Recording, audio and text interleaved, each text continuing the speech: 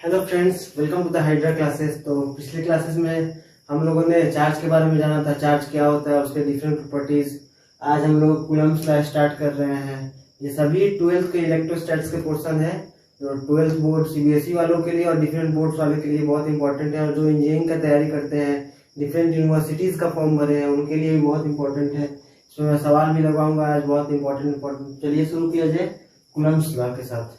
तो Coulomb's law basically क्या बतलाता है? It says about the interaction between the charges. About the interaction between the charges.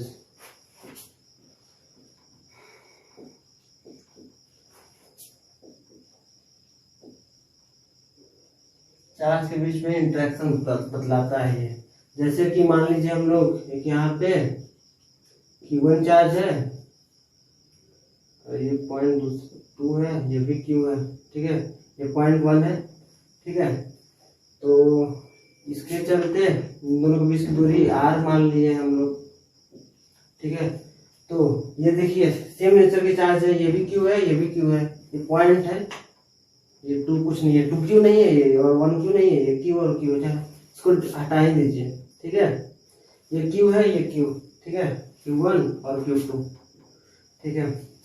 तो ये देखिए सेम नेचर के चार्जेस हैं, ये Q1 Q2 दोनों पॉजिटिव है, तो रिपेल करेंगे। मैंने क्या बताया था, या लड़का लड़का आपस में रिपेल करते हैं, लड़की लड़की भी रिपेल करते हैं। अपोजिट नेचर के आएंगे तो अट्रैक्शन होने लगेगा। तो ये इस पे इधर फोर्स लगाएगा, फोर्स ऑन 2 ड्यू टू 1, और ये इस पे इधर फोर्स लगाएगा, फोर्स ऑन 1 ड्यू टू 2। अब देखिए ये आपस में मैग्नीट्यूड में बराबर रहेंगे, बस डायरेक्शन में अपोजिट है और दोनों डिफरेंट बॉडीज पे लग रहे हैं। ये फोर्स इस पे लगा रहा है और ये इस पे फोर्स लगा रहा है, दोनों का मैग्नीट्यूड सेम है, बस डायरेक्शन अलग अलग है। तो मैग्नीट्यूड को हम लोग कैसे लिखते हैं? F12 इसको वेक्टर कर दिया जाए इज इक्वल्स टू F21। तो मैंने हम लोगों ने देखा कि ये चार्जेस आपस में इक्वल फोर्स लगा रहे हैं बट अपोजिट इन डायरेक्शन, दोनों डिफरेंट बॉडीज पे हैं, तो ये एक्शन रिएक्शन पेयर फॉर्म कर रहे हैं, एक्शन रिएक्शन पेयर, ठीक है, न्यूटन थर्ड लॉ, ठीक है। और ये कूलम्बिक फोर्स का प्रॉपर्टीज ये भी है कि ये दोनों की लाइन ज्वाइनिंग के अलोंग ही फोर्स लगाते हैं। मतलब जैसे मैंने बोला कि एक्शन रिएक्शन पेयर है, दोनों डिफरेंट बॉडीज पे लगते हैं, दोनों अपोजिट डायरेक्शन में लगते हैं। तो कोई बच्चा बोलेगा कि ठीक है सर, ये मान लीजिए एक चार्ज है Q, एक चार्ज ये है Q, R डिस्टेंस है, ये इधर फोर्स लगा देगा और ये इधर फोर्स लगा देगा, दोनों सेम नेचर के चार्ज लगा रहे हैं, F अपोजिट इन डायरेक्शन, तो ये भी कह सकता है। लेकिन कूलम्ब्स लॉ ये भी कहता है कि नहीं, ये लाइन ज्वाइनिंग के अलोंग ही फोर्स लगाता है। मतलब दोनों चार्ज को एक लाइन से ज्वाइन किया जाए तो उसी के अलोंग वो फोर्स लगाता है। तो इस टाइप के फोर्स को, जो सेंटर से सेंटर की तरफ फोर्स लगाए, उस टाइप के फोर्स को हम लोग बोलते हैं सेंट्रल फोर्सेस। तो ये कूलम्बिक फोर्स सेंट्रल फोर्स भी है, ठीक है, सेंट्रल फोर्स है, सेंटर से सेंटर ये फोर्स लगाता है, लाइन ज्वाइनिंग के along, line joining between the charges, इसीलिए इसको सेंट्रल फोर्स भी कहते हैं। तो कूलम्ब्स लॉ साइंटिस्ट देखे कि मान लीजिए दो चार्जेस हैं, उन दोनों के बीच में फोर्स देख रहे थे, तो देखिए कि फोर्स जो लग रहा है वो Q1 के डायरेक्टली प्रोपोर्शनल है। मतलब Q1 को बढ़ा घटा रहे हैं तो फोर्स बढ़ घट रहा है, ऐसे ही Q2 को भी बढ़ा घटा रहे हैं तो फोर्स बढ़ घट रहा है, और उन दोनों के बीच में जो डिस्टेंस है उसको बढ़ा घटा रहे हैं, तो स्क्वायर के हिसाब से अगर बढ़ा रहे हैं तो स्क्वायर के हिसाब से घट रहा है, और घटा रहे हैं तो स्क्वायर के हिसाब से बढ़ रहा है। तो ये हो गया, तीनों को मिक्स किए लोग, तो F is directly proportional to Q1 Q2 upon R square. और इस टाइप की प्रोपोर्शनलिटी कांस्टेंट को अगर हम लोग प्रोपोर्शनलिटी को हटाएं तो एक कांस्टेंट आता है जिसको हम लोग बोलते हैं प्रोपोर्शनलिटी कांस्टेंट।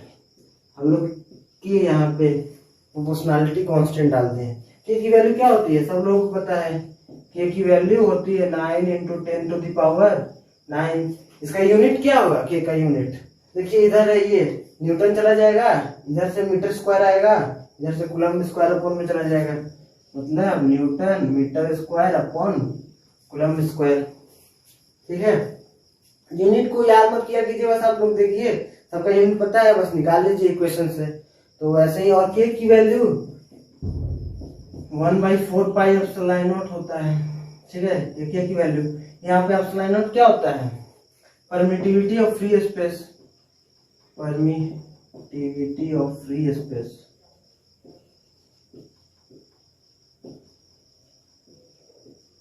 ठीक है, परमिटिविटी ऑफ फ्री स्पेस। ठीक है, इसके बारे में हम लोग चर्चा करेंगे जब वेव वाले चैप्टर पढ़ाएंगे, तो वहां पे इसका कनेक्शन स्पीड ऑफ लाइट से है। ठीक है, तो इस पे हम लोग चर्चा करेंगे। तो इसका यूनिट क्या हो जाएगा, देखिए ये दोनों रेसिप्रोकल है, तो जो के का यूनिट होगा वो 1/एप्सिलॉन नॉट की बस रेसिप्रोकल कर देंगे तो यूनिट हो जाएगा। तो इसका यूनिट क्या था, हम लोग कहाँ लिखे थे, न्यूटन मीटर स्क्वायर पर कूलम्ब स्क्वायर, तो इसका कूलम्ब स्क्वायर हो जाएगा और न्यूटन मीटर स्क्वायर हो जाएगा। ठीक है, तो चलिए ये हो गया। अब हम लोग बात करते हैं कि इसके प्रॉपर्टीज के बारे में भी। तो कूलम्बिक फोर्स जो होता है वो कंजर्वेटिव फोर्स है, कंजर्वेटिव फोर्स। अब कंजर्वेटिव फोर्स क्या होता है भाई, तो बेसिकली कंजर्वेटिव फोर्स वो फोर्स होता है अगर हम वो फोर्स वर्क करें कोई पार्टिकल को ले जाने में, मूव करने में, एक पॉइंट से दूसरे पॉइंट मूव करने में, तो उसका वर्क डन पाथ के इंडिपेंडेंट होता है। मतलब किसी भी पाथ पे ले जाए, जैसे 2 पॉइंट है, इधर से भी वो फोर्स पार्टिकल को इधर ले गया, इधर से ले गया, इधर से ले गया, इधर से ले गया, मतलब कोई भी पाथ से ले जाए वो फोर्स, उसका वर्क डन इक्वल ही होगा। सब पाथ से उसका वर्क डन इक्वल रहेगा, पाथ पे डिपेंड नहीं करेगा। तो उसी को कूलम्बिक कंजर्वेशन फोर्स बोलेंगे, कंजर्वेटिव फोर्स। ठीक है, तो ये हो गया। बाकी और ये हाँ, कूलम्बिक फोर्स अगर पार्टिकल को मान लीजिए चार्ज पार्टिकल को किसी मीडियम में रखे हैं तो उस पर भी डिपेंड करता है। It depends on the medium in which charge particle kept. इसके बारे में हम लोग लास्ट में चर्चा करेंगे। बेसिकली यही एप्सिलॉन नॉट ही चेंज हो जाता है, इसी वजह से वो मीडियम पे डिपेंड करने लगता है कूलम्बिक फोर्स। तो ये हो गया। अब देखिए, अब जैसे ये भी कूलम्बिक फोर्स दूसरे पार्टिकल से, मतलब दो फोर्सेस हैं, दो पार्टिकल हैं यहाँ पे Q1 और Q2, ये इस पे फोर्स लगा रहा है। ठीक है, Q2 Q1 पे फोर्स लगा रहा है। बेटर होगा कि इसको माइनस ले लिया जाए, ये लड़का है ये लड़की है। ठीक है, तो इसको अट्रैक्ट करेगा। अब यहाँ पे हम लोग दूसरा एक और लड़की ला दिए Q3, तो ये भी इसको अट्रैक्ट करने लगेगा। तो ये फोर्स जो है इससे इंडिपेंडेंट रहेगा, इससे इसको कोई लेना देना नहीं है और इस फोर्स को इससे लेना देना नहीं है, मतलब दोनों इंडिपेंडेंट रहेंगे। ये भी अट्रैक्ट करेगा, ये भी अट्रैक्ट करेगा। रियल लाइफ में ऐसा नहीं होता है, लड़का है दूसरी लड़की रहेगी, अगर मान लीजिए तीसरी लड़की आ गई तो ये इससे भी जाएगा, इससे भी चला जाएगा, लेकिन इस केस में किसी को किसी प्रॉब्लम नहीं होगा। ठीक है, Q1 पे Q3 भी फोर्स लगाएगा और Q2 भी फोर्स लगाएगा, दोनों इंडिपेंडेंट होते हैं। तो ये सब प्रॉपर्टीज है कूलम्ब्स लॉ के, कूलम्बिक फोर्स के। तो चलिए इस पे सवाल लगाते हैं हम लोग, बेसिक से स्टार्ट करते हैं। तो इसको पहले मिटा लिया जाए। मुझे नहीं लगता है कि ये सब सवाल कराया जाए। जैसे दो चार्जेस हैं, एक कूलम्ब के, 2 कूलम्ब के 2 मीटर की दूरी पे रखा हुआ है, तो उस पे फोर्स बताना है कि कितना लगेगा इस पार्टिकल पे।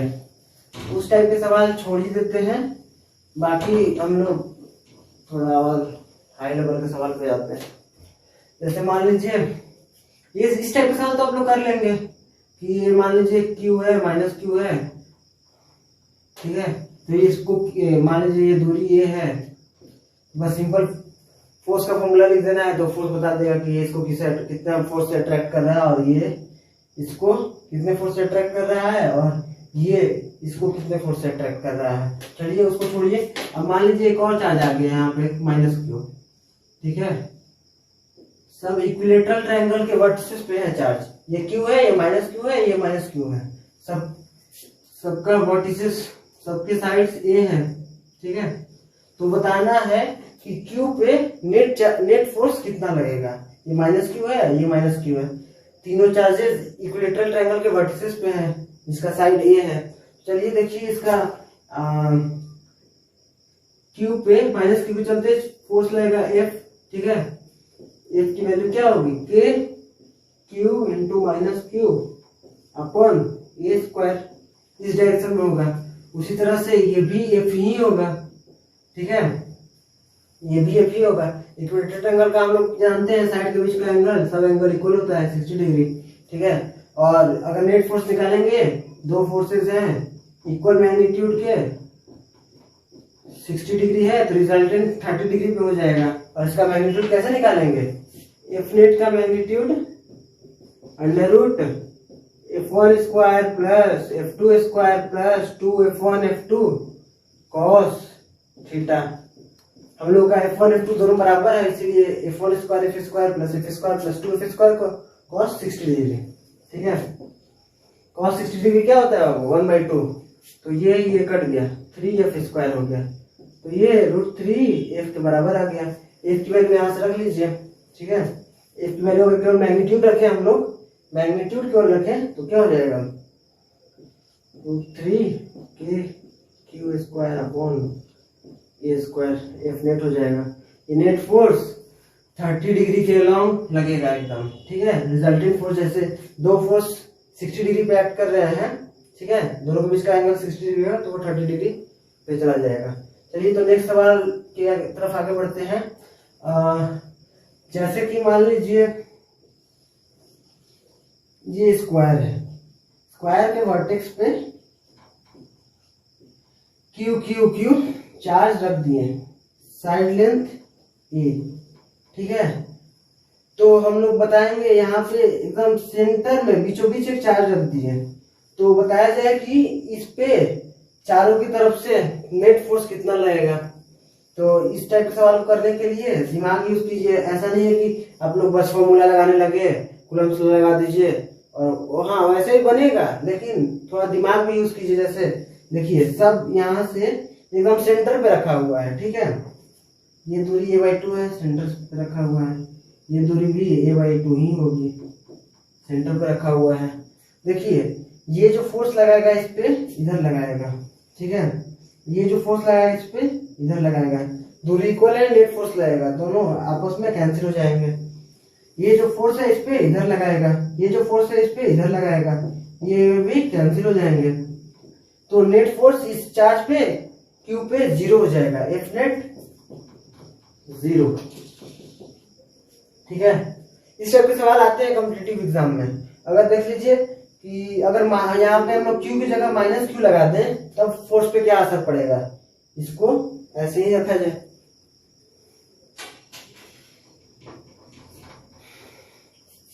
ये क्यू ही रहेगा सेंटर पे, यहाँ पे बस सब चार्ज वैसे ही है, बस क्यू की जगह माइनस क्यू कर दिए, तो नेट रिजल्टेंट फोर्स किस डायरेक्शन में आ जाएगा।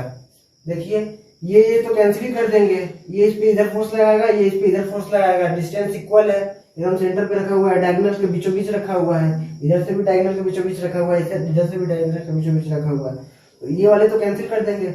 लेकिन देखिए ये जो फोर्स है, ये वाले जो चार्ज इस पे इधर फोर्स लगाएगा, और ये भी एक लड़की है माइनस क्यू है, तो ये भी इधर अट्रैक्ट करेगी, मतलब क्या हो जाएगा, एफ नेट इसके लॉन्ग हो जाएगा, तो एफ नेट हो जाएगा क्या, दोगुना कर दिया जाए, के क्यू स्क्वायर सब इक्वल है, ठीक है। ये दूरी क्या होगी बाबू, जैसे डायगोनल स्क्वायर का डायगोनल क्या होता है, √2a होता है, ये आधा है तो √2a/2 हो जाएगा, मतलब a √2 हो गया का स्क्वायर, ये हो गया आंसर।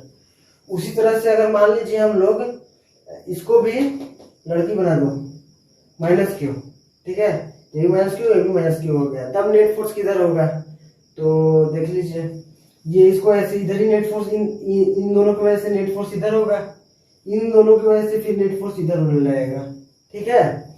और तो दिख रहा है एकदम रिजल्टेंट फोर्स बीचों बीच आ जाएगा, वैसे ही आप लोग निकाल लेंगे। तो ये आप लोग खुद से कर लीजिएगा, नहीं होगा तो कमेंट में बताइएगा, मैं अगले क्लास में सॉल्व कर दूंगा। चलिए नेक्स्ट सवाल की तरफ आगे बढ़ते हैं।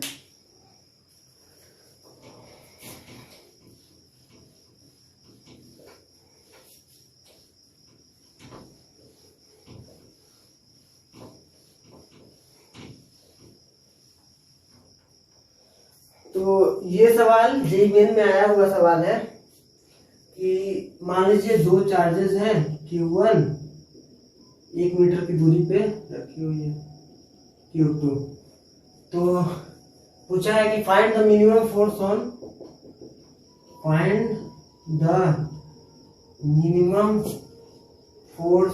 On Q1 due to Q2। ठीक है, ऑप्शन दिए हुए, ये बेसिकली जेईई में आया हुआ सवाल है, जेईई मेंस का सवाल है। तो ऑप्शन मैं आपको नहीं दूंगा, ऑप्शन उसमें दिए हुए थे 4 ऑप्शन। तो इस टाइप के सॉल्व करने के लिए वही कूलम्ब्स लॉ का यूज करेंगे। कूलम्ब्स लॉ क्या होता है, ये फॉर्मूला का हो जाएगा Q1 Q2 अपॉन 1 का स्क्वायर हो जाएगा, R की वैल्यू 1 है। ठीक है, ये K Q1 Q2 बोला है कि find the minimum force. Minimum force क्या वो कब होगा, जबकि यहाँ पे कांस्टेंट ही है, तो हम लोग Q1 Q2 को मिनिमम करना होगा। पिछले क्लासेस में हम जब हम लोग को चार्ज की प्रॉपर्टी बता रहा था कि मिनिमम चार्ज का कितना, मिनिमम चार्ज की वैल्यू कितनी हो सकती है, मैंने आपको बताया था। तो वो मिनिमम चार्ज की वैल्यू एक इलेक्ट्रॉनिक चार्ज के बराबर होता है। तो के Q1 भी ई कर दे, Q2 को भी ई कर दे तो हो जाएगा, तो मतलब के ई स्क्वायर, ये हो जाएगा minimum force on Q1 due to Q2। Q2 को भी उतना ही लगेगा, Q1 लगाएगा, एक्शन रिएक्शन पेयर होते हैं। तो ये सवाल हो गया। आगे हम लोग एक और सवाल करते हैं। चलिए एक और सवाल है, जैसे मान लीजिए ये ओरिजिन है, ठीक है, ये 1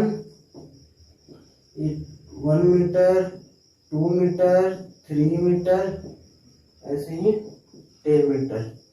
ठीक है, 1 कूलम का चार्ज रख दीजिए, 8 कूलम का चार्ज, 27 कूलम का चार्ज, 1000 कूलम का चार्ज। यहाँ पे ओरिजिन पे 1 कूलम का चार्ज रख दीजिए। तो हम लोग को बताना है कि जो ओरिजिन पे 1 कूलम का चार्ज रखा हुआ है उस पे उसके बाकी सब के चलते इस पे नेट फोर्स कितना लगेगा। तो वीडियो पॉज करके आप लोग कर लीजिए, मैं आपको यहाँ बना देता हूँ इस टाइप के क्वेश्चन कैसे बनाते हैं। वही कूलम्ब्स लॉ का ही यूज होगा, कूलम्ब्स लॉ का ही यूज होगा। कूलम्ब्स लॉ हम लोग क्या पढ़े हैं, यही भी बना देते हैं। एफ नेट देखिए क्या हो जाएगा, पहले मैं इसके चलते लिख रहा हूं कि Q1 की वैल्यू 1, Q2 की वैल्यू 1 अपॉन डिस्टेंस कितना है 1 का स्क्वायर। उसी तरह के अब इसके चलते लिखिए Q1 की वैल्यू 1, Q2 की वैल्यू 8 अपॉन डिस्टेंस कितना है 2 का स्क्वायर।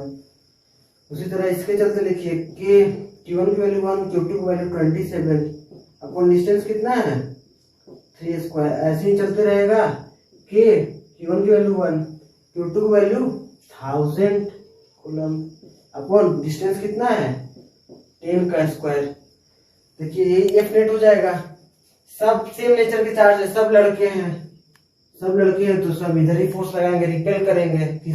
कोई लड़का लड़के को लाइक नहीं करेगा, ठीक है, सोसाइटी नहीं है अपना, ये इलेक्ट्रोस्टैटिक फोर्स है, कोई एक्सेप्शन नहीं है। देखिए इसमें हम लोग के कॉमन निकाल दिया जाए, इस वाले से के कॉमन निकालेंगे तो 1/1 स्क्वायर हो जाएगा। उसी तरह इसमें से के कॉमन निकालेंगे तो 8/2 स्क्वायर हो जाएगा। 8 क्या है, 8 को लिख सकते हैं 2 क्यूब, तो plus 2 cube upon 2 square.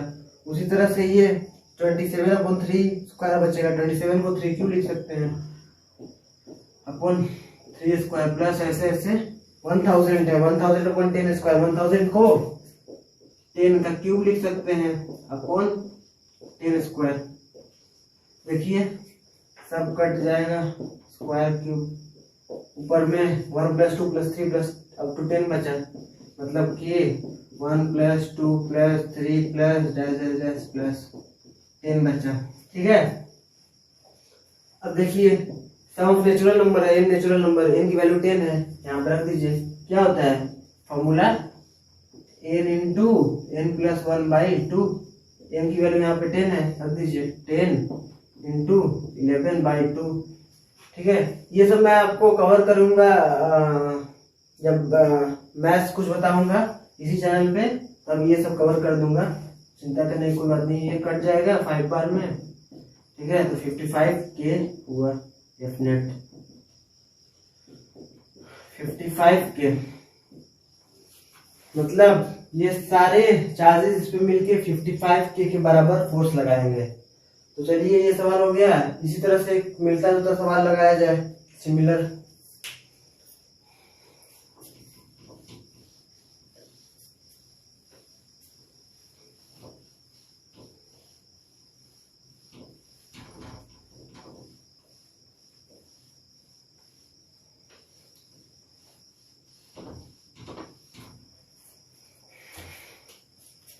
Similar question है, यहाँ पे ओरिजिन है, ओरिजिन पे 1 कूलम चार्ज रख दिया जाए। ठीक है, ये 1 मीटर पे 1 कूलम, 2 मीटर पे -2 कूलम, 3 मीटर पे +3 कूलम, वैसे ही 4 मीटर पे -4 कूलम। इसी तरह चलते रहेगा अप टू इंफिनिटी तक। तो ये सारे फोर्सेस के कारण इस पे कितना फोर्स लगेगा वो निकालना है हम लोग का। Find the net force on 1 coulomb charge placed at origin. ठीक है, तो देखिए इस टाइप का क्वेश्चन कैसे लगाते हैं। आप लोग पॉज करके आप लोग लगा सकते हैं, मैं आपको यहाँ पे बता देता हूँ। वही कूलम्स लॉ लगाएंगे, एफ नेट। ठीक है, कि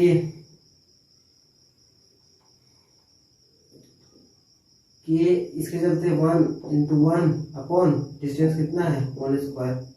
ठीक है, अब देखिए माइनस हो जाएगा क्योंकि ये माइनस है, के 1 × 2 अपॉन डिस्टेंस क्या है 2² प्लस के 1 × 3 अपॉन 3²।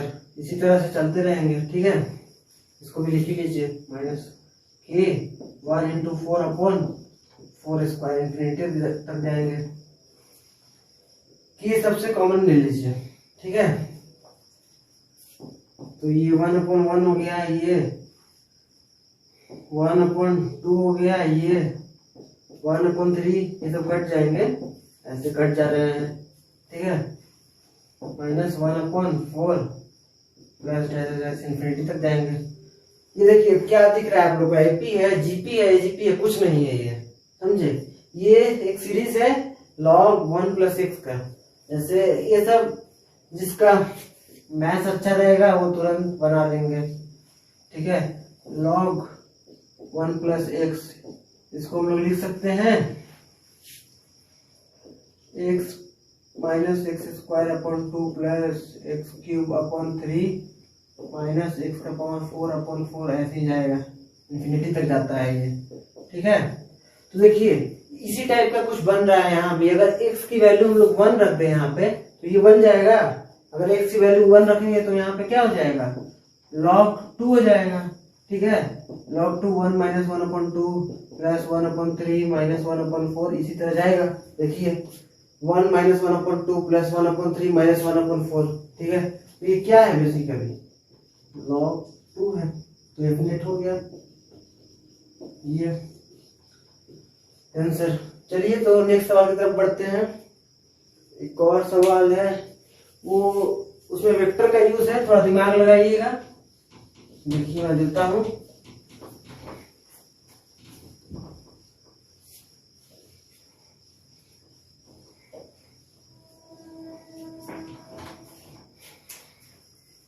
जैसे ये एक घड़ी है।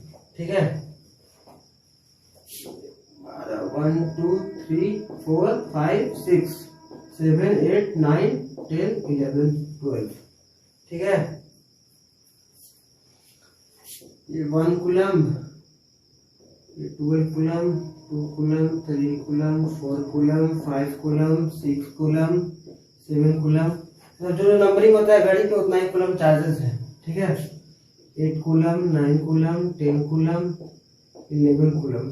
ठीक है, यहाँ पे एक कूलम का चार्ज रखती है। तो हम लोग को बताना है find the net force on 1 coulomb due to the all charges.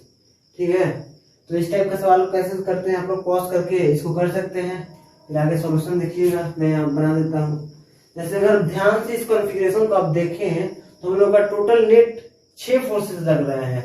जैसे 12 और 6 के चलते ये इधर इसको इधर रिपेल करेगा, 12 वाला इधर रिपेल करेगा, तो नेट फोर्स 12 के चलते 12 ज्यादा है कि 12 अपॉन दूरी तो बराबर है, क्लॉक है, ये आर कुछ होगा, मान लीजिए ए, मान लीजिए इसका रेडियस। ठीक है, 12 इंटू 1 अपॉन ए स्क्वायर। ठीक है, ये इस डायरेक्शन में होगा नीचे की तरफ, और 6 के चलते के 6 ए स्क्वायर ऊपर की तरफ। सिंपली ये अपोजिट डायरेक्शन में है तो माइनस हो जाएगा, तो नेट फोर्स हो जाएगा के 6 अपॉन ए स्क्वायर। ठीक है, ये घट जाएगा, 12 में से 6 घटा 6 बचा। ठीक है, ये हो जाएगा। इसी तरह के 6 कॉम्बिनेशंस बन रहे हैं, 12 और 6 के साथ, ठीक है, 10 और 4 के साथ, ठीक है, और 8 और 2 के साथ, और 9 और 3 के साथ, और 11 और 5 के साथ। देखिए सबका मैग्नीट्यूड सेम होगा। 12 और 6 के चलते इधर एफ की वैल्यू हम लोग ले लिए हैं ये। ठीक है, 9 और 3 के चलते इधर होगा एफ। ठीक है, 10 और 4 के चलते इधर होगा एफ। ठीक है, 8 और 2 के चलते इधर होगा एफ। ठीक है, और क्या क्या बच गया, 11 और 5 के चलते, 11 और 5 के चलते इधर, 11 और 5 के चलते इधर। ठीक है, 8 और 2 के चलते हो गया, 7 और 1 के चलते इफ। आप लोगों को पता होगा कि सब हम लोगों का घड़ी का हैंड है। मान लीजिए ये 2 नंबर लिखा हुआ है, दोनों के बीच का एंगल 30 डिग्री का बेसिक मैथमेटिक्स है ये, सबके बीच में 30 डिग्री है। ये 30 डिग्री, ये 30 डिग्री, ये 30 डिग्री, ये 30 डिग्री, ये 30 डिग्री। अब देखिए ये वाला 30, ये वाला एफ और ये वाला एफ का वर्टिकल कंपोनेंट कैंसिल हो जाएगा, जो साइन थीटा वाला कंपोनेंट रहेगा वो कैंसिल हो जाएगा। उसी तरह से ये वाला एफ और ये वाला एफ के लिए भी साइन थीटा वाला कंपोनेंट कैंसिल हो जाएगा। ठीक है, तो एफ नेट अगर हम लोग लिखेंगे, ठीक है, तो हॉरिजॉन्टल कंपोनेंट लिखते हैं, ये वाला एफ प्लस, अब देखिए ये वाला एफ के लिए 2f क्या होगा cos 30 प्लस ये दोनों एफ के लिए 2f cos दोनों का 60 होगा। ठीक है, ये आई गैप में है। ठीक है, ये सब नोटेशंस हैं, ये सब आप लोगों को 11th में बताए होंगे, लोग नहीं बताए होंगे तो मैं 11th का जब स्टार्ट करूंगा तो मैं सब बताऊंगा, वेक्टर वेक्टर सब। और ये माइनस एफ जे कैप, यहाँ से एफ की वैल्यू रख दीजिए, एफ नेट आ जाएगा। ठीक है, तो ये सवाल मुझे अच्छा लगा इसलिए मैं आप लोगों को लगवा दिया। चलिए नेक्स्ट सवाल की तरफ बढ़ते हैं। जैसे इसी में करवा दें,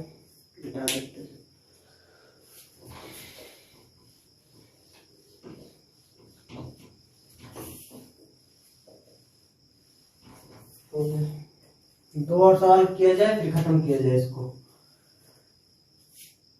जैसे मान लीजिए एक रॉड है ये, ठीक है, लीनियर चार्ज डेंसिटी लैम्डा है, इसकी लेंथ है L, यहां से इसके एक एंड से ये दूरी पे एक चार्ज रखा हुआ है Q। तो हम लोगों को बताना है find the net force on this charge due to this rod. ठीक है, तो इस टाइप का सवाल कैसे करते हैं आप लोग वीडियो पॉज करके लगा सकते हैं, मैं आपको बताता हूं कैसे करते हैं। जैसे यहां से आप एक दूरी पे ये रॉड है, इसको इनफिनिटेसिमल भाग में हम लोग काट सकते हैं, काट सकते हैं मतलब बांट सकते हैं। ठीक है, ये dx, x पे dx ले लिए, बहुत ये dx छोटा है। ठीक है, तो तो हम लोग निकालते हैं dx में कितना चार्जेस है, ठीक है। तो चलिए निकालिए, dx में dq कितना है, तो लैम्डा इंटू dx हो जाएगा ये dq। हम लोग जो नाम जानते हैं कूलम्ब्स लॉ के हिसाब से एफ नेट क्या होता है, ये सेम नेचर के चार्ज है, रिपेल करेंगे इधर, ठीक है। तो q इंटू dq हो जाएगा, dq value lambda dx upon 4 pi epsilon not square, ठीक है, यही है। अब ये df हो जाएगा, df छोटा सा एलिमेंट पे फोर्स लगेगा, ठीक है, छोटा सा एलिमेंट पे फोर्स लगेगा, तो ये df हो जाएगा। पूरा फोर्स निकालना है तो हम लोग इंटीग्रेशन का यूज करेंगे, दोनों तरफ इंटीग्रेट कर दीजिए, लिमिट पुट कर दीजिए। लिमिट देखिए हम लोग का कहां से जाएगा, ये a दूरी से a प्लस l तक जाएगा, ठीक है। q lambda 4 pi epsilon not integration of 1 by x square dx, कहां से कहां तक, a से a प्लस l तक। q lambda 4 pi epsilon not integration of 1 upon x square क्या होता है, -1 by x. Upper limit lower limit put कर दीजिए, 1 by a minus 1 upon 1 plus a हो जाएगा, ठीक है। Q by lambda 4 pi epsilon A cut जाएगा, ये बचेगा आंसर, यही आंसर हो गया, ठीक है। नेक्स्ट सवाल की तरफ हम लोग आगे बढ़ते हैं। जैसे मान लीजिए एक वायर है सेमी सर्कुलर, वायर है सेमी सर्कुलर, इसका रेडियस मान लीजिए r, ठीक है, लीनियर चार्ज डेंसिटी लैम्डा, ये पूरे वायर के सरकमफ्रेंस पे लैम्डा चार्ज, मतलब लैम्डा पर यूनिट वो लेंथ है, total lambda into pi r हो जाएगा, ठीक है, चार्ज। तो हम लोग को बताना है यहाँ पे अगर कोई चार्ज q रख दिया जाए, प्लस q है, तो इस पे नेट फोर्स बताना है due to this charge distribution. ये सेमी सर्कुलर वायर है, तो इस पे फोर्स बताना है, इसके सेंटर पे q चार्ज रख दिए तो फोर्स बताना है क्या होगा। वीडियो पॉज करके आप लोग ट्राई कर सकते हैं, तब तक मैं सॉल्यूशन बता देता हूँ इसका। इस टाइप का सवाल करने के लिए देखिए क्या करते हैं हम लोग, यहां से थीटा पे एक हम लोग छोटा सा डी थीटा और लेंगे, ये डी थीटा। आप लोग बेसिक ट्रिग्नोमेट्री पढ़े होंगे, ये वाला आर का लेंथ क्या हो जाएगा, अगर ये डी थीटा हुआ तो ये वाला आर का लेंथ हो जाएगा आर इंटू डी थीटा, ठीक है। तो ये वाले एलिमेंट पे टोटल चार्ज कितना होगा, मतलब dq कितना होगा, lambda into are d theta होगा, ठीक है। ये देखिए, ये केवल हम लोग ये वाले एलिमेंट पे कंसंट्रेट कर रहे हैं, ये वाला एलिमेंट इस वाले चार्ज पे इधर फोर्स लगाएगा अपोजिट डायरेक्शन में, ठीक है। तो ये अगर थीटा है तो ये भी थीटा होगा, तो ये थीटा होगा, तो इसको तोड़ देंगे, अगर ये वाला df होगा तो इधर हम लोगों का df cos थीटा हो जाएगा और इधर df sin थीटा हो जाएगा, ठीक है। उसी तरह से हम लोग अगर सेम थीटा पे इधर से अगर ले, थीटा पे डी थीटा, ये डी थीटा ले, सेम कंडीशन बनेगी, ये इधर रिपेल करेगा, इधर हो जाएगा df sin थीटा और उधर df cos थीटा, मतलब df cos थीटा वाला टर्म कैंसिल हो जाएगा और इधर आ जा रहा है हम लोगों का 2df sin theta, 2df sin theta. चलिए निकाल दिया जाए अब force.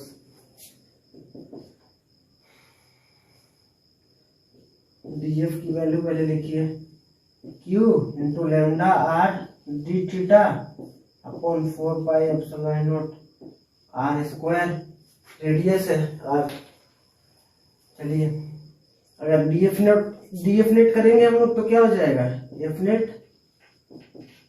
2 times df sin theta, df की वैल्यू इंटीग्रेशन कर दीजिए, q lambda r d theta 4πε0r²। सही है। और ये साइन थीटा भी होगा। अब देखिए थीटा हम लोग का कहां से कहां तक वैरी कर रहा है, जीरो से, देखिए जीरो से पाई जा रहा है, लेकिन हम लोग यहाँ पे π/2 पे हम लोग यूज कर चुके हैं। जीरो से पाई इधर भी ले लिए हैं, आधा π/2 पे इधर भी ले लिए एलिमेंट, इधर भी ले लिए एलिमेंट, ठीक है। तो ये जीरो से पाई ही चलेगा। अगर हम लोग 2 टाइम्स ये नहीं लिए रहते तो df sin थीटा इक्वल होता है, ठीक है। तो यहाँ पे 2 टाइम्स ले लिए तो जीरो से π/2 हम लोग का लिमिट होगा। तो ये कट गया, तो क्यूब लेमडा अपॉन 2πε0 r, ये आधा भी कट गया। ये sine theta D theta zero से π/2, इसको हम लोग अगर इंटीग्रेट करेंगे और लिमिट पुट करेंगे तो इसकी वैल्यू 1 आएगी। तो एफ नेट की वैल्यू आ गई हम लोग का क्या, क्यू लेमडा अपॉन 2πε0 r। यही हो गया आंसर। तो आज के लिए बस इतना ही, मिलते हैं हम लोग अगली क्लास में।